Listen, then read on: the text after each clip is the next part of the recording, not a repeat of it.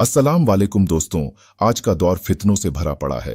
कहीं से भी कोई भी मुंह उठाकर खानकाए हशमतिया पर कुछ भी ऐतराज करना चालू कर देते हैं। बिल्कुल इसी तरह कुछ लोगों ने हुजूर सनाबिले मिल्लत पर भी उल्टे सीधे इल्जाम लगाए थे, जिसका जवाब हमने अपनी पिछली वीडियो में दिया था। मगर यह लोग यहां भी ना रुके और उन्होंने पहले से और ज्यादा इल्जाम लगाना शुरू कर दिए और दलील के तौर पर कुछ आधी अधूरी क्लिपें पेश करने लगे। रजवी हशमती नेटवर्क नाम के यूट्यूब चैनल पर कुछ वक्त पहले एक वीडियो अपलोड हुई थी जो करीब 5 घंटे की थी। कुछ फितनों ने इसमें से कुछ क्लिप काट काट कर अवाम के सामने पेश करी और यह साबित करने की कोशिश करी कि हुजूर सनाबिले मिल्लत ने हजरत अमीर मुआविया की गुस्ताखी की है।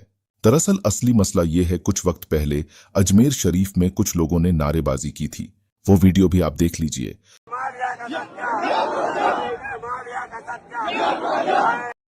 सब लोगों को पता है कि अजमेर शरीफ में जो मुजावर है उसमें बहुत सारे राफजी हैं जो हजरत अमीर मुआविया से जलते हैं।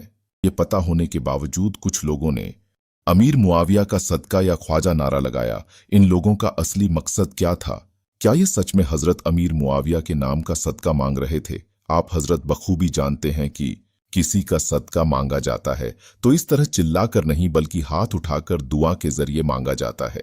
इस तरह के चिल्लाने को नारा कहते हैं। चलिए हम मान लेते हैं ये लोग वहां पर नारा लगा रहे थे, यह बात जानते हुए कि वहां के मुजावर राफजी है।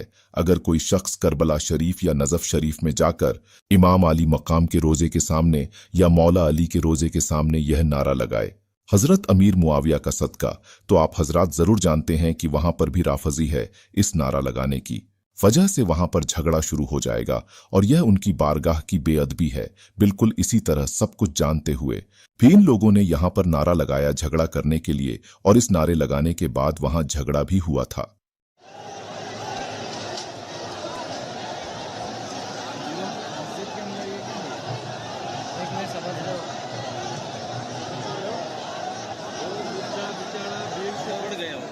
भीड़ से बचने के लिए और यह सरकार गरीब नवाज की बारगाह की बेअदबी है। इन्हीं लोगों को हजरत ने डुप्लीकेट कहा था।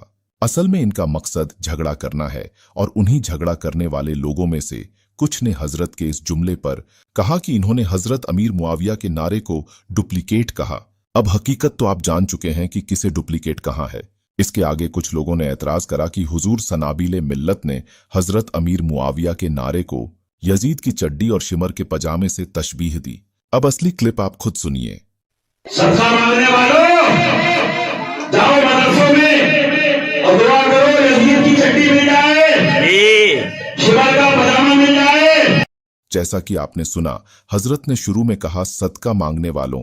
यहां हजरत उन फसादियों से मुखातिब होकर कह रहे हैं दुआ करो यजीद की चड्डी मिल जाए, शिमर का पजामा मिल जाए। यहां हुजूर सनाबिले मिल्लत हजरत अमीर मुआविया के सदके को यजीद की चड्डी और शिमर के पजामे से तशबीह नहीं दे रहे। इसकी मिसाल कुछ ऐसी है कि हमारे बहुत सारे उलमा जब वहाबी का रद्द करते हैं तब कई बार उन्हें तौहीद तौहीद करने वालों कहकर भी पुकारते हैं। इसका मतलब हरगिज यह नहीं है कि तौहीद इलाही की बिना पर उनका रद्द हो रहा है, बल्कि तौहीद की आड़ में वह जो तौहीन करते हैं इस बात का रद्द किया जाता है। बिल्कुल इसी तरह हजरत ने सदका मांगने वालों कहकर हजरत अमीर मुआविया का सदका मांगने की बिना पर उनका रद्द नहीं किया, बल्कि सदका मांगने की आड़ में उन्होंने जो फसादियों वाला काम किया है उस बात का रद्द किया है। हजरत का मतलब तो यह था कि अगर तुम्हें वहां फसाद ही करना था तो यजीद की चड्डी और शिमर के पजामे का नारा लगा देते। फसाद तो इससे भी फैल जाता। इन लोगों की वजह से वहां के मुजावरों ने हजरत अमीर मुआविया की शान में और गुस्ताखी की। अगर ये अमीर मुआविया के नाम का नारा नहीं लगाते तो ना ही वहां फसाद होता और ना ही कोई मुजावर हजरत अमीर मुआविया की शान में अपनी नापाक जबान से तौहीन करता। ऐसे फसादियों का रद्द करने के बजाय उन कंजरों ने हुजूर सनाबिले मिल्लत पर बोहतान लगाया। तो ऐसे में आप किसी मेड़ पे हगने वाले कंजर की बातों में आकर किसी सच्चे आलिम दीन के दुश्मन मत बनो, बल्कि खुद उनसे या उनके किसी मुरीद से पूछ लिया करो।